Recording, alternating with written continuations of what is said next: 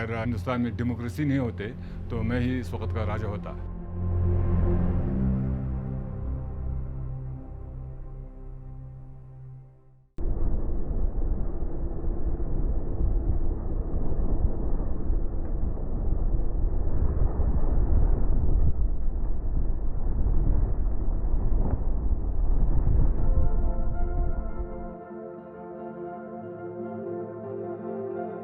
Ladakh, India's crown.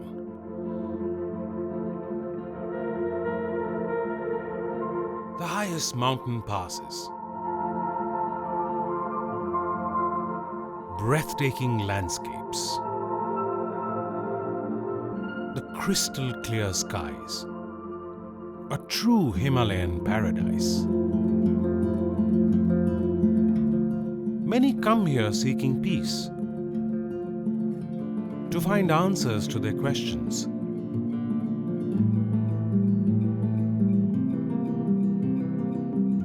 Here in Ladakh, I have not come in search for any inner peace. I am here to meet a man, the man who says he is king.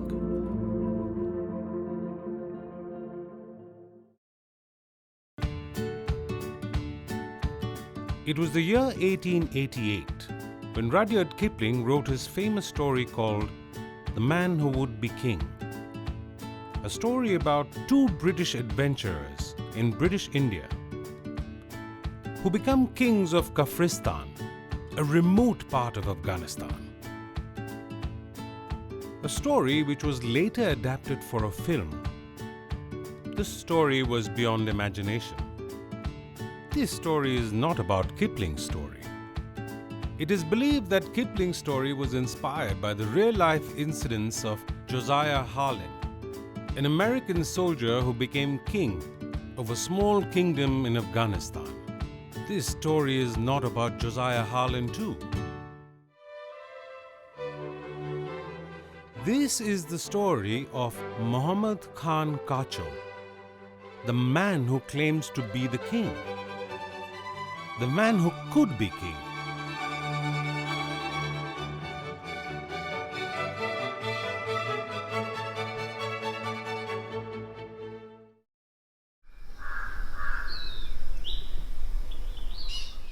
Who is this man?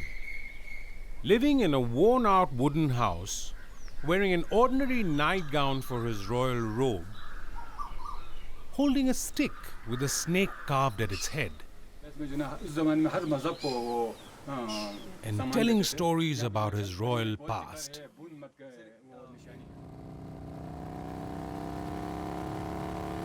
To figure this out, I started my journey from Leh, all the way to a small village very close to the line of control with Pakistan.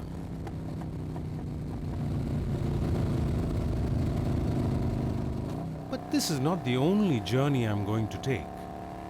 My quest for this story is going to make me go back and forth on a few different timelines.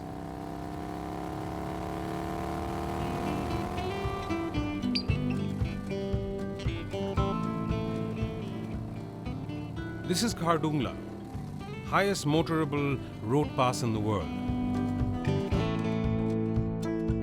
The journey in search of answers takes one through this and the beautiful Nubra Valley, a sand desert in the middle of snowy mountains. As I move ahead, along the river Shyok, the river of death, the terrain changes. I cross this creaking bridge, and after that, all I see are rocks, boulders, army establishments, and yes, the dominating Himalayas.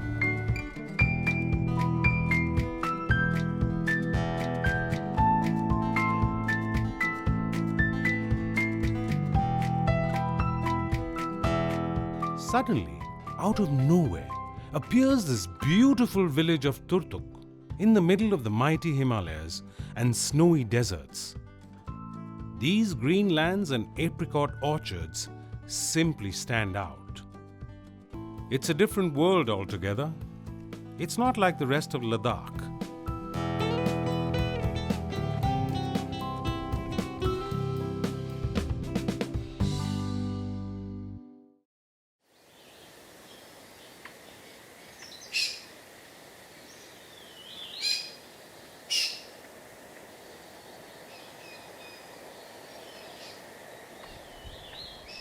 Turtuk was part of the region called Baltistan. It is here that I start looking for Muhammad Khan Kacho. Everybody knows where the palace is. तालाब है पानी वाला तो उस आदमी को पूछो पानी की तरफ से तो मुझे रास्ता हाँ बंद है। ऊपर सीधा ऊपर तो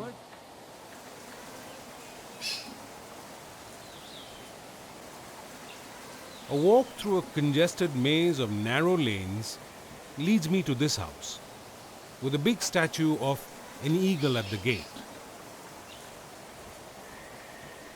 It is here that I am to meet the man who could be king.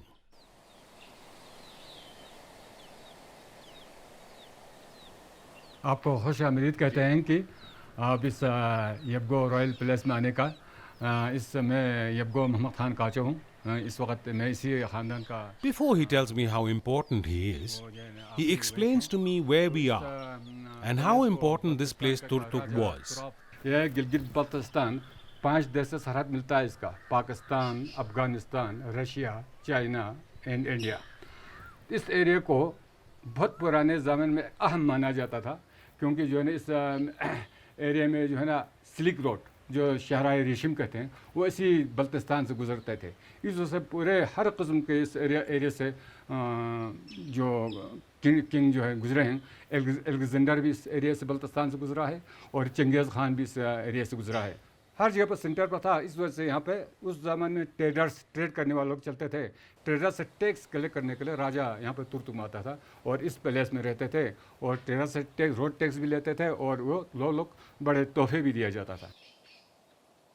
This place and the palace became part of India only in 1971. That is a very interesting and a very important story. But let's not digress right now. Let's go and see the palace. And let's hear the royal story. जैसा कि इस balcony में से यह personal राजा की balcony है। यहाँ पे ना राजा अपने व्यू देखने के लिए अपने तफरीह के लिए इस बालकनी को इस्तेमाल करता था। इस बालकनी से जो है ना इस गार्डन को देखना हो, इस गार्डन को चोनी सर कहते हैं यानी राजाओं का बाग। इसमें पैलेस को बनाया गया था। इस बालकनी से जो है ना यहाँ पे एक तालाब था इस ज़माने में, इसमें स्प्रिंग निकलती थी, इसका भी नज़ारा करता था। और इस साइड पर अस्तबल जो घोड़ा रखता था, राजा सेलेक्ट करता था किस घोड़े पर लड़ाई करना है, किस पोलो खेलना है। और ख़ासकर यहाँ पर एक फोर्ट भी है, एक किला भी है। यहाँ पे जो है ना इस माउंटेन पर देखते हैं आप, यहाँ दीवारें देखते हैं, यह बून फोर्ट है। यहाँ पे जो है ना सबसे इससे जो है बून मत के वक्त में इस फोर्ट को बनाया था। तो इस फोर्ट को जो है ना जब बाद में ये यबगो डायनेस्टी इसी डायनेस्टी ने इस्तेमाल किया गया।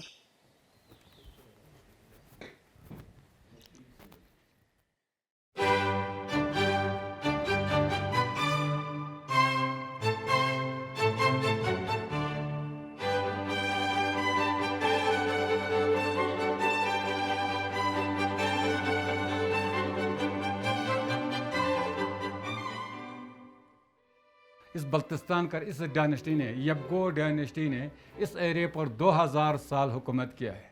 इस ख़ानदान को यबगो कहा जाता है। क्यों यबगो कहते हैं, इसके बारे में बहुत से राइटर ने, बहुत से किताब लिखने वालों ने किताबें लिखी। इसी तरह फर्स्ट से लेकर यह 12 नंबर तक का राजा, उनकी हुकूमत सेंट्रल एशिया पे थे। वो लोग तजाकिस्तान, उज़्बेकिस्तान, कज़ाकिस्तान इस तरह पर राज करता था। मगर ये 12 नंबर वाला राजा सुल्तान बेग मंथल इस ख़ानदान के सबसे ताकतवर राजा है, सबसे स्ट्रांग राजा निकला है। इस राजा के बराबर इस डायनेस्टी में कोई भी नहीं बना। और इसी राजा ने, राजा सुल्तान बेग मंथल ने 800 AD में बल्तिस्तान पर अटैक किया, हमला किया ना 800। तो इसी तरह फर्स्ट से लेकर यह राजा सिक्किम तक, यहाँ तक इस डायनेस्टी का एक तरीका था, एक उसूल था। किसी राजा के पास 2-3 बेटे होते, उनमें से पहले बेटे को, बड़े बेटे को राजगद्दी देते थे, यानी राजा बनाता था। छोटे बेटों को जागीर दिया जाता था। मगर यह तरीका अच्छा नहीं लगता था किसको, राजा सिक्किम की वाइफ को, रानी को। रानी की यह ख्वाहिश थी, उसका 3 लड़का था, तीनों बेटा राजा बनने का। यह ख्वाहिश एक दिन राजा को सुनाया था। तो राजा ने क्या किया, वो खुद मरने से पहले अपने किंगडम को 3 पार्ट किया। इस तरह सभी बेटों को राजा बनाया। एक लड़का था इब्राहिम खान, इसको सलीम का इलाका दे दिया। दूसरा लड़का बेग अमान को किर्स का इलाका दे दिया। एंड एल्डरसन बड़े बेटे तुराब खान को खपुल और छोरबट दे दिया। यह तुर्तुक छोरबट एरिया में पड़ता है। छोरबट एक विली का नाम है, घाटी का नाम है। इसी राजा तुराब खान ने 15 सेंचुरी में इस पैलेस को तामीर किया था, समर के 3 महीने के लिए।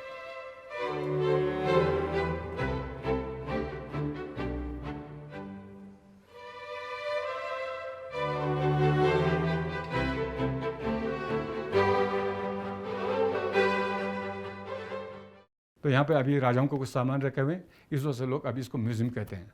इसलिए आपको मैं कुछ सामान दिखा देंगे। आइए।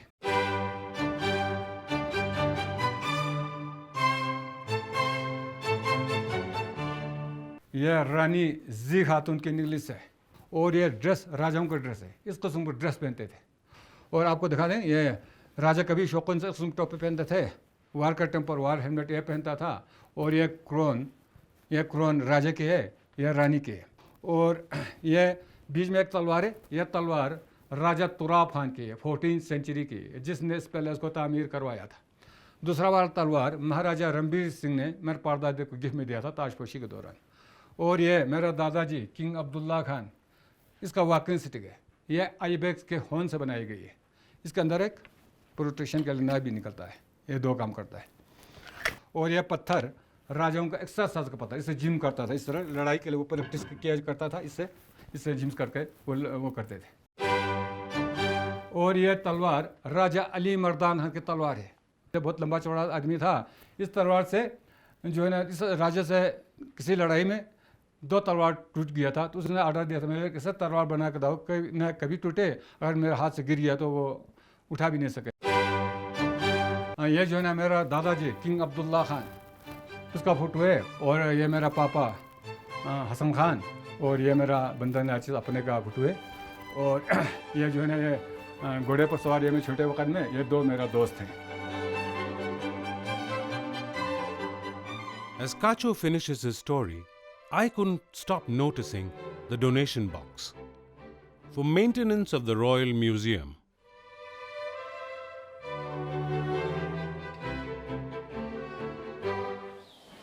क्या उसका On my way out, I meet his son, the prince who makes sure he wears what he calls the royal cap before he starts talking on camera. क्या खासियत है इसकी? यूजुअली ये टोपी बल्ती टोपी के गिलगित टोपी कहते हैं, गिलगित में पहना जाता है। पूरा गिलगित बल्तिस्तान में फेमस है। तो ये पता चलेगा कि मैं बल्तिस्तानी हूँ, कैजुअल ड्रेस में भी। और ये रॉयल्टी का साइन है। रॉयल्टी का साइन? हाँ जी। तो आप अपनी रॉयल्टी का साइन जो आपने पहना है, अब आप नई जनरेशन है और अभी भी कहीं अंदर आपको लगता है कि हाँ मैं रॉयल फैमिली से हूँ, मैं प्रिंस हूँ, मैं राजा बनूंगा कल?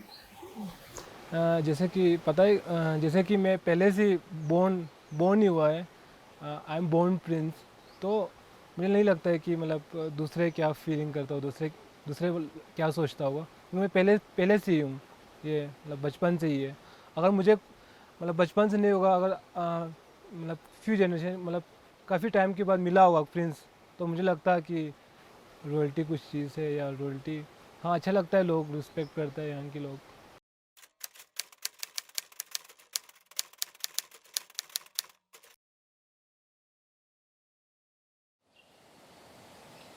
Some story it was. But the Royal Museum is not the only place to see in Turtuk. Since I'm here, I might as well cross the bridge, literally, and visit the village.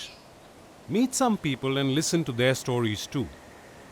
I checked with villagers who are the senior citizens who were still there when Turtuk became a part of India in 1971. I was given 3 names by different people. Abdul Hanif, Haji Abdul Karim, and Muhammad Ali. This is going to be my cast of characters for this story. A conversation with them is going to complete my story of Turtuk and the last king of Baltistan. Abdul Hanif is Muhammad Khan's first cousin, and today, apart from maintaining his orchards and farms, he has a small guest house and a shop that sells herbal oils and shilajit to visiting tourists. Ali's family is one of the most respected and richest families in the village. They have converted part of their old house into a museum to showcase Balti culture. And Haji Abdul Karim, or Master Karim, is said to be the most learned man in the village. I couldn't initially find him in the village. Left a message for him, and he showed up next morning to meet me where the Turtuk Nala meets the Shiok River. Walking in the narrow lanes of this hilly village, I realize I'm about to jump into a well of oral history stories.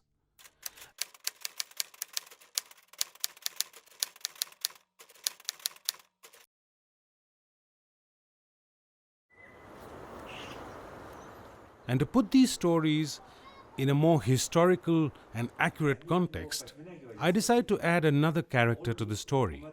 I decided to meet one of the most respected historians and authors in the Ladakh region, Abdul Ghani Sheikh. It is believed that Bonds and Dads were amongst the oldest residents of the Baltistan region. Historians say that old rock carvings suggest that the ancient residents of this land were animists and believed in shamans. The Bond religion, it is said, came from Iran before Buddhism and Islam placed foot in this region. यहाँ की कोई return तारीख तो है नहीं नितिन साहब, मगर यहाँ के जो आसार हैं, जो किले हैं, उनके खंडरात हैं, उनसे पता चलता है कि ये तुर्त गांव बहुत पुराना गांव है जी। यहाँ पहले बोन मज़हब हुआ करता था, उसके बाद बुद्धिज़्म, उसके बाद इस्लाम। देखिए बोन रिलीजन तो कम से कम 2000 साल पहले था, लद्दाख में भी था और फिर मगरबी तिब्बत में भी था और बल्तिस्तान में भी था। तो बोन रिलीजन के ओरिजिन से मुतल्लिक़ ये कहा जाता है ये ईरान से आया, लेकिन जहाँ तक बल्तिस्तान का ताल्लुक़ है और तिब्बत का ताल्लुक़ है, 8वीं और 9वीं सदी में सवात से गुरु रिंपोचे कहते हैं, पद्मा संभावा, हाँ, उन्होंने बुद्ध मत का प्रचार किया था और बल्तिस्तान में लद्दाख में भी उनका असर रहा, वो लद्दाख भी आए थे और तिब्बत में प्रचार हुआ था। अब जहाँ तक इस्लाम का ताल्लुक़ है वो तो बाद में आ गया। Ladakh and Baltistan were under the rule of Tibet till the 10th century, but became largely independent areas till the Dogras took control of Ladakh in 1836 and that of Baltistan in 1840. 1836 में Dogra journal वज़ीर जोरावर सिंह ने लद्दाख पर हमला किया और लद्दाख को जम्मू के साथ मिला दिया। इसकी 4 साल के बाद जोरावर सिंह ने बल्तिस्तान पर हमला किया और बल्तिस्तान को भी जम्मू और कश्मीर के साथ मिला दिया। तब तक कश्मीर भी जोरावर के साथ नहीं था, सिखों के अंडर था, महाराजा रंजीत सिंह के। The popular belief in Turtuk village is that they are descendants of 2 brothers who came from Iran. तो इसके नाम को हमारे बल्ती ज़बान बोलते हैं दुगतुक। दुगतुक को अभी हमारे विलेज का नाम हो गया, तुर्तुक का नाम तुर्तुक है। मतलब हमारे बल्ती ज़बान में यहाँ रहूँगी, दुगतुक मतलब इस गांव में रहूँगी, इसको अच्छा लगा। किसको? जो हमारे ईरान से आया, हमारे दादा 2 भाई आया था, तो अभी भी उसका नाम चिली और यांद्रों बोलता है। तो यहाँ उन्होंने आबाद किया, यहाँ रहे, तो हम उस ख़ानदान के, ये यांद्रों ख़ानदान का, तो अभी तक इनका जो अवलाती है मतलब पुश्तनी चल रही है। क्योंकि एक बात सही है कि हमारे ईरान में 21 मार्च को नौरोज़ मनाता है, 21 मार्च को, तो हमारे यहाँ कल्चर में भी 21 मार्च को नौरोज़ नया साल मनाकर यहाँ पे घोड़े पोलो खेलता है। तो ये बात सही हो गया, तो ईरान का कल्चर यहाँ भी है। The historian, though, believes in the mixed breed theory. Ladakh के जो बाशिंदे हैं इस वक्त, लद्दाख में जो रहने वाले लोग हैं, वो आर्यन और मंगोल दोनों की औलाद है। लद्दाख का जोग्राफिया का आप मुताला करें तो आप एक तरफ लद्दाख की सरहद तिब्बत से मिलती है, जहाँ मंगोल नस्ल के लोग रहते हैं, जिनकी नाक चपटी होती है, आंखें छोटी होती हैं, और फिर वो जो आर्यन नस्ल के जो लोग आ गए तो उनकी नाक लंबी होती है, आंखें बड़ी होती हैं और कम्प्लेक्शन कुछ ज़्यादा वो सुर्ख और सफ़ेद होता है। तो लद्दाख की नस्ल जो है इन दोनों नस्लों की औलाद है। It is in the backdrop of this history that this man tries to establish his lineage to a dynasty which he claimed ruled over this area for 2000 years. यबगो dynasty ने इस एरिया पर 2000 साल हुकूमत किया है। इस खानदान को यबगो कहा जाता है। It is no secret that the people of Turtuk are different from the rest of Ladakh. They speak a different language, they eat different food, they worship a different god. And yes, they were part of a different country until one cold night in December 1971.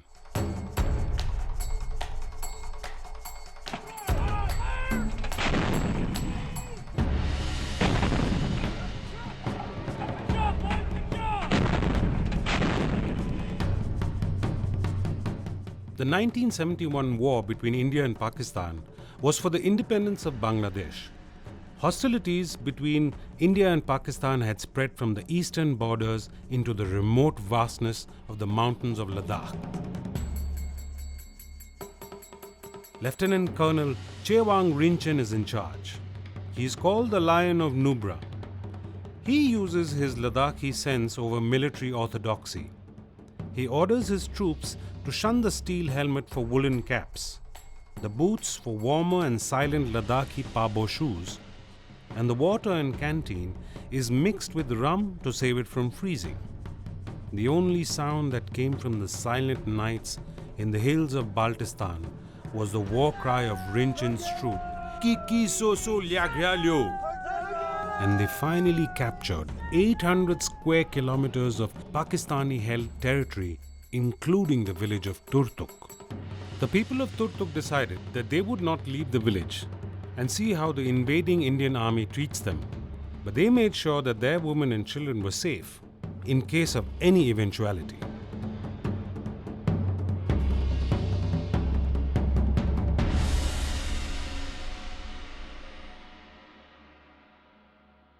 यहाँ से आगे एक गांव है चुरुंगा नाम का, अभी हमारे हिंदुस्तान के पास है।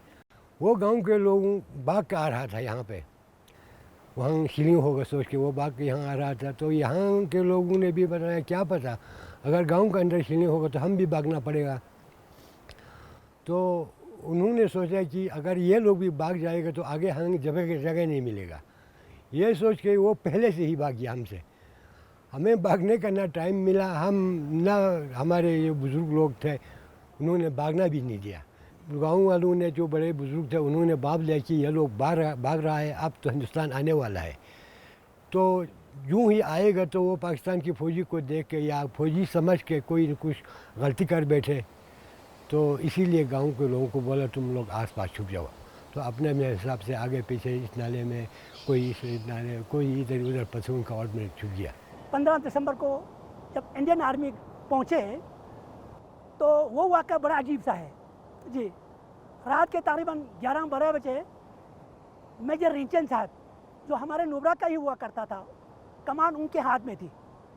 तो रात के 12:30-1 बजे के करीब वो हमारे ही घर पहुँचे जी। उस वक़्त मेरे वालिद मरहूम साहब और बड़े जो गाँव के बुज़ुर्ग थे वो हमारे घर के तहखाने में छुपे हुए थे। बाकी सारे लोग जो है नालाजात में छुपा के रखे थे कि कहीं जंग की वजह से उन पर असर न पड़े। तो दरवाजे से 12:30 बजे रात दस्तक दिया कि काका दरवाज़ा खोलो। तो बाकी सब लोग डरे सहमे हुए थे। मेरे वालिद साहब को थोड़ा बहुत लद्दाखी जानता था, वो दरवाजे पे गए और कहने लगे कि आप कौन हैं? तो बोला कि मैं बुगदाम वाला हूँ काका, अब दरवाज़ा खोलिए। दिसंबर में यहाँ माइनस टेम्परेचर जो है -26-27 हुआ करता है। तो काका हमें ठंड लगी है, आप आग जलाइए, मैं बुगदाम वाला हूँ। तो वालिद साहब ने दरवाज़ा खोला तो उन्होंने घर में चाय पिलाया, बुखारी जलाई, लकड़ियाँ में जलते थे। तो उस वक़्त एक दूसरे के साथ तारुफ किया कि आपका नाम क्या है, ये वो। तो मेरे वालिद साहब ने पूछा कि आप कौन हैं? तो उसने बोला कि मैं नुब्रा का रहने वाला हूँ। फिर वालिद साहब ने पूछा कि नुब्रा के 2 लड़के 47 से पहले लद्दाख में पढ़ रहे थे 9th क्लास में, उनका नाम भी वालिद साहब को मालूम था। तो क्योंकि उस दिनों गिने चुने लोग ही स्कूल पढ़ते थे। तो उसने बोला, मेजर रिंचन साहब ने बोला कि वो वही शख्स मैं हूँ, वही सो। फिर उनके साथ दोस्ती हो गई। तो सुबह सवेरे सारे मस्जिदों में बुलावा पहुंचा। एक दराज का लड़का था फौजी, उसने एक बोला कि हम इंडिया वाले हैं, मैं भी मुस्लिम फौजी हूँ, मैं दराज से रहने वाला हूँ, आप लोग कोई फिक्र मत कीजिए, कोई खौफ मत कीजिए, सारे बच्चों को सुबह सवेरे बुलाइए। तो इस तरह सारे जो नाले में छुपाए रखे थे उन सबको बुलाया। सुबह यहाँ फरोल गांव में जी फंक्शन हुई। उन दिनों हमारे काफ़ी मौसीकार थे, डमडम बजाने वाले, बांसुरी बजाने वाले। वहाँ पर तकरीबन 2 दिन खुशियाँ मनाते रहे जी हाँ। तो इस तरह हमारा जो है और लद्दाख वालों का रिलेशन जो है उसी के साथ बढ़ गया। It was only in 2010 that the village was open to the outsiders and tourists. Today, Turtuk has a decent footfall of visitors from other parts of India and the world. There are hotels and homestays, and since there are people coming in, they would need to be given stories. There are many stories of separation, shock, fear, and gradual trust building with the Indian Army, post their joining the Indian state in 1971. Pakistan में सोया था तो हिंदुस्तान में आ गया, हमें नहीं पता था कि लड़ाई हो रहा है। अच्छा। तो लड़ाई भी कोई ऐसा लड़ाई नहीं हुआ जो आजकल होता है, सिर्फ राइफल का फेरी शेयरिंग हो गया। पाकिस्तान के कुछ फौजी थे वो कुछ भाग गए, कुछ पकड़ा गया और हिंदुस्तान आ गया। इतना आजकल की तरह लड़ाई नहीं हुआ जी। उनका किसी का मांग है, किसी का बाप यहाँ पर है, किसी का भाई है, तरक्की बहुत हुआ जनाब उधर भी। तो आपस में जो ये चिट्ठी पिट्ठी भी चलता था। तो इंडियन हमें बहुत अच्छा फैसिलिटी दिया, प्यार किया। जब से इंडिया में आने पर 71 के बाद तो हमें बहुत तरक्की का जरिया बना के तरक्की भी किया। हाँ जी। Stories of nostalgia and the polo games. गांव वाले पोलो खेलता था और इतना इत्मीनान से खेलना था, आजकल नहीं। पूरा उसके साथ ये ढोल ढाजा बाजा, ये पूरा गांव वाले जमा होके, जैसे नौरोज़ में 21 मार्च के आसपास।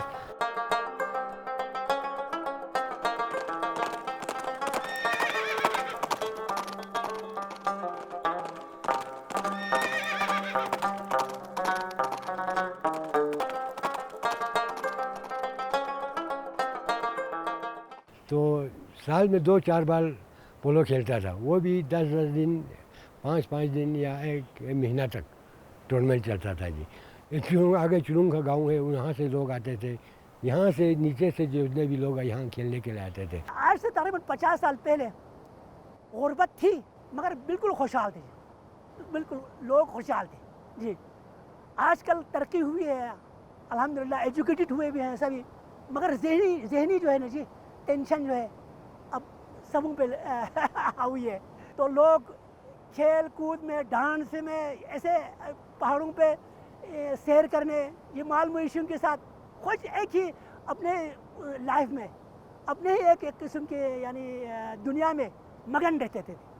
Stories of old lineage and culture. तो आजकल के दौर में जो टूरिज़्म यहाँ पे खुल गया, तो टूरिस्ट वाला पुराना मकान और पुराना चीज़ों को देखना चाहता था, तो हमारे इस पुराना मकान को हमने म्यूज़ियम बना दिया। And the story of man who says he is a king. The king decided to turn his house into a tourist spot and tell a story, or as others say, make one. 2010 ये tourist के लिए open किया, तो यहाँ पे राजाओं का कुछ सामान रखा हुआ है, इस वजह से लोग इसको म्यूजियम भी कहा जाता है। And he has a bag full of stories. तो हमें सोचता है कि हिंदू करने से कुछ इसका शक्ल भी अलग होगा, कोई सिंह होगा, कुछ ऐसे अलग तरीके से, कुछ लोग चेहरा इंसान की तरह नहीं होगा, वो सोचता था। बच्चे थे तो जब यहाँ पे देखा तो हम बातें करने, जो हमारे दोस्त थे, जो मेरे साथ छोटे छोटे बच्चे थे, मेरे बार हम और लोग थे, अरे यार हिंदू लोग भी ऐसे हमारे शक्ल के हैं। इस्लाम के जो मानने वाले, जो ना हज़रत मूसा एक पैगम्बर है, उसका पास एक छड़ी था, वो छड़ी जो है ना वो है तो वो एक मौजज़ा था, वो ज़मीन पे छोड़ने से वो सांप बनता था, जो हाथ उसको लगाते हैं तो स्टिक बनता था, इसके हिसाब से भी चलता था। तो मेरे पास एक पुराना ऐसे स्टिक था, मगर वो जो है ना टूट चुका था। While most of the people have the same sense of other stories, that of 1971, that of their lineage and history, that of the strategic location in ancient history on the Silk Route, Muhammad Khan Kacho's story doesn't sell with the locals and the historian.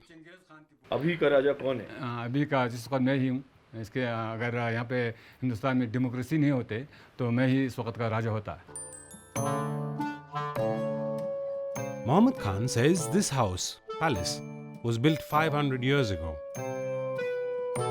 तो इस palace को बल्तिस्तान का राजा तुराब खान ने 15th century में इसको बनवाया था। वो 500 साल पुराने बोलते हैं। हाँ, 500 साल पुराना। ऐसा झूठ बोलने पर 500 साल किसने बनवाया? ये 5 साल पुराना नहीं कहा जा सकता। एलेक्जेंडर भी इस एरिया से बल्तिस्तान से गुजरा है। सिकंदर वाली बात तो गलत है, आपने जो बात सुनी।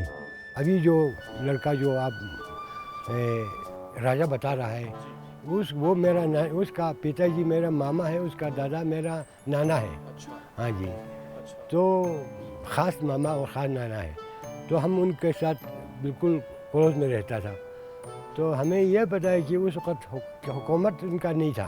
तो कहते हैं कि हमारे सब कजिन्स तो पाकिस्तान में है, यहाँ पे तो कुछ है नहीं। यहाँ पर उसका सगा चाचे का लड़के है, सगा, और मैं हो गया फूफी का, नानी का लड़का। तो ऐसे बहुत सारे रिश्तेदार इधर हैं।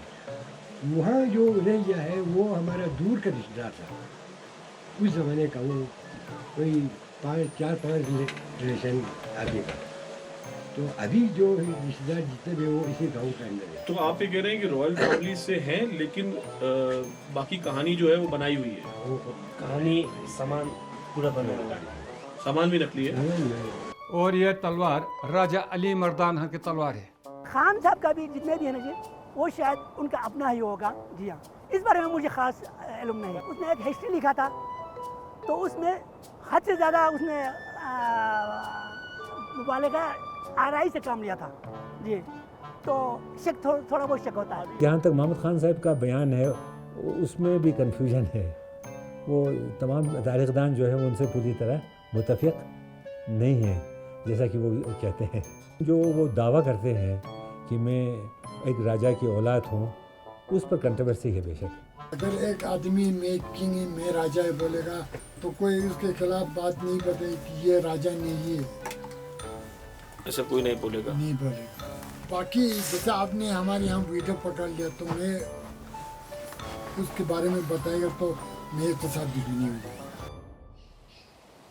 The king also has other businesses that he attends to. अभी मैं फार्मिंग करता हूँ। मेरा छोटा फार्म है ड्राई एप्रिकॉट का, मैं इसी से मैं बिज़नेस करता हूँ। और मैं यहाँ पे वेजिटेबल्स जो मेरा है, जो मेरे खेत हैं, कुछ खेत है, उसमें जो ना उसको उगा करके मैंने फ़ौज को, हमारे हिंदुस्तान का आर्मी को मैं इसी फ्रेश सब्ज़ी सप्लाई करता हूँ। Royalty doesn't pay. So what is it that drives Muhammad Khan Kacho to keep up the charade? Talking to him, I could sense a need to be recognized and respected, a desire to convince the world of his story, even if part of it may be make-believe. हमारे लोग जो है ना राजा भी साहब कहते हैं, जो काचो कहते हैं। काचो हमारे बल्ती ज़बान में राजा को कहा जाता है। काचो या चो हमारे बल्ती ज़बान में राजा को कहा जाता है। वो कहते हैं, मैंने आपको बता दिया ना, जो कहने से तो वो उसमें से कुछ मतलब ही निकलता नहीं है। जो अगर कोई राजा कहें या ना कहें, इससे कोई मेरे ख्याल में, मेरे दिमाग में इसका कुछ अहमियत नहीं है। मैं अपने उसको समझता नहीं हूँ कि अगर कोई आदमी आकर कहेंगे राजा साहब करके वो करेंगे तो उससे वो नहीं है। अलबत्ता कोई रिस्पेक्ट करता है तो मैं समझता हूँ उस आदमी के एक बड़कपन है। वो तो एहसास तो है, मगर एहसास से कुछ काम नहीं बनता है। क्योंकि जो ना, जैसा कि आप हैं, जो हमारे जो लोग हैं, उनमें एक एहसास आना चाहिए जो है ना, जो बाकी जो है ना मैं ही कुछ हूँ। It's a good story for the tourists. Many bloggers and journalists who have visited Turtuk have written about him, made YouTube videos, propagating his story of royalty. The fact is, when questioned, the king shyly agrees that at least from the time of the British era, they were actually a family of jagirdars. अंग्रेज जब आया तो यहाँ पर rule ख़त्म हो गया था हमारा। हम जो है ना एक जागीरदार बन गया था। राजा के पास जो फौज होता है, जो सिक्का चलता है, वो ख़त्म हो गया था। एक जागीरदार बन गया था। सिक्का और फौज महाराजा के पास था, हमारे पास जागीर थे। जागीरदार के हिसाब से यहाँ पर आए थे। ऐसे जो है मैं राजा हूँ या नहीं होना चाहिए, मुझे बिल्कुल नहीं है। एक्चुअली मुझे एहसास ये है कि जो मैंने सब कुछ दौर देख लिया है। हाँ, अलबत्ता हमारे जो राजगी, जो ना मेरे पास फौज था ना मेरे सिक्के चलते थे। एक राजा के हिसाब से मैं भी पला हूँ।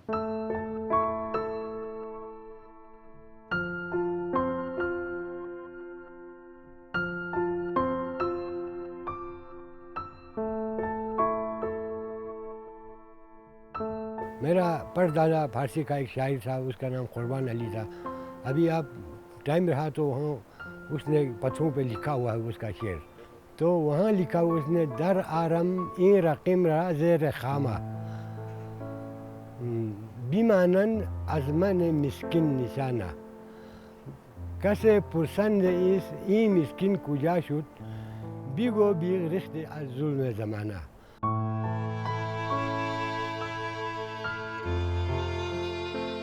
उसका मतलब यह था ये रास्ते से चलने वाले कोई आके पूछे ये किसने लिखा है, अगर किसी की नज़र से ये लिखा हुआ हरूफ देख लेगा, आप बता देना एक गरीब का ये निशान है। और वो आदमी पूछे आपसे ये गरीब कहाँ गया अभी, तो आप कह देना ये जुल्म ज़माने से भाग गया।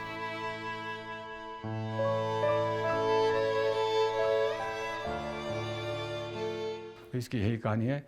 शुक्रिया, थैंक यू। आप यहाँ पर आए हैं, आपको वेलकम कहते हैं ये वुडन पैलेस ऑफ यबगो डिनेस्टी में। Thank you.